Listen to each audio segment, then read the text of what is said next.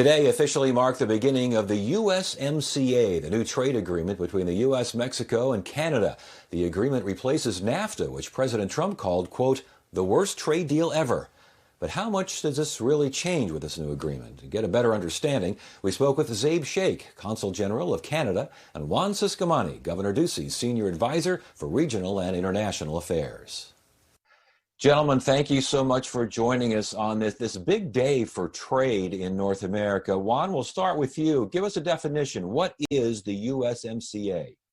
Well, USMCA for Arizona specifically and for our trading partners in North America means more opportunity. NAFTA got us to a really good place of trade within these two countries, and for Arizona, both Mexico and Canada are number one and number two trading partners internationally. With the start of USMCA that kicks off today, we're looking at many good opportunities and new opportunities specifically for small and medium-sized companies. So Arizona is really set up to win with this trade. Canadian perspective, Zabe, USMCA means?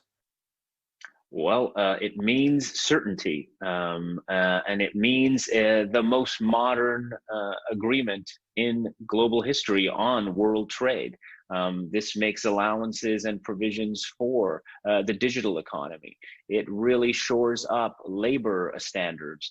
It's the latest in environmental provisions and standards, and it also gives the most gender equity and access. Not only, but diversity, including the Indigenous chapters, which Canada was a real proponent of.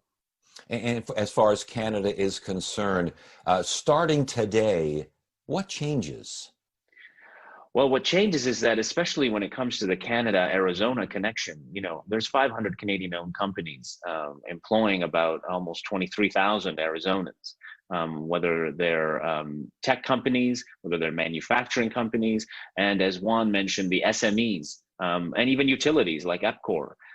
These not only are bolstered today with USMCA, but the idea of that number 1 and 2 trading partnership that Juan mentioned, that allows that supply chain to move seamlessly, whether it's goods and services. Without the USMCA, that wouldn't happen. And without that ability to happen, especially in a kind of pandemic world that we're in with supply chains disrupted, that would be really harmful to our trilateral relationship, but also where our standing is on the global economy. And Juan, the pandemic is obviously disrupting supply chains here, there, and everywhere. Is it disruptive enough to where there might have been some thought to delay the implementation of USMCA? I'm sure there were some conversations around the timing and the perfect timing to kick off with the implementation of USMCA. But one thing that was clear is that trade was never interrupted and hasn't been interrupted through this whole process. Trade between Canada and the US and Mexico and our borders has continued to be deemed as essential. And that has continued to flow this entire time, which again has really impacted and helped protect some of the jobs and the economy. So in terms of the timing, we're implementing this at the right time and at a much needed time. And in terms of the supply chain, when you look at what's going on in China and other parts of the world, we want to be setting up this region as the most competitive region to attract that investment here and continue to shortening the supply chain by bringing it to our North American partners. And yet, Zabe, I know there are people not only talked about maybe delaying the implementation, but wondering about the viability of USMCA, considering it is such a different world than when this agreement was being worked on. Is there a point in there somewhere? I mean, have the goalposts changed to where USMCA now needs to change in and of itself? Well, the good thing about USMCA is that it allows for, it has provisions within it that allow for the 3 countries to come back together and address any evolutions, amendments, modifications that need to happen. So in that very way, it's a nimble and evergreen document in a way that the previous agreement just didn't allow for it. This also has, 34 chapters and 12 side letters, which again allow for that interactivity. As I said earlier, this is a really modern 21st century, actually, global trade agreement that other global trade agreements, even in a post-pandemic, or a current pandemic world, will be looking at to see how it can help them come up with their agreements. So I don't think this is definitely a place where we're looking behind this agreement helps us look forward, definitely, and helps other agreements look to it to set the standard. And again, Juan, do you agree with that? I mean, a USMCA, is it as relevant as it would have been had not the COVID-19 pandemic just gripped the world? Well, I think COVID changed many things, a lot of things for pretty much any and every industry.